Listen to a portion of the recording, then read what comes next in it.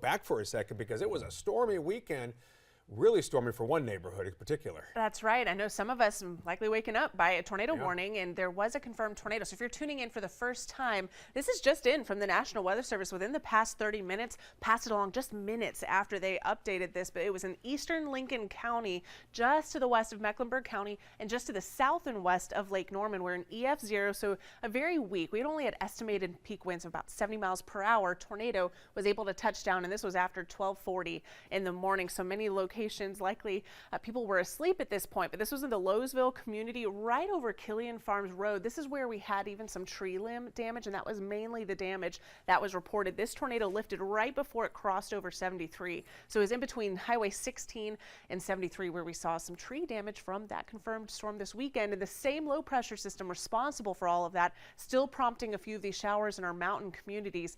Out towards Watauga County, gonna get some of that rainfall that's moderate to heavy at times that we just saw in portions of Avery County. Here's that low pressure system I was talking about, still seeing severe weather in eastern parts of North Carolina. Where do we go from here? Look at that 7-day forecast straight ahead.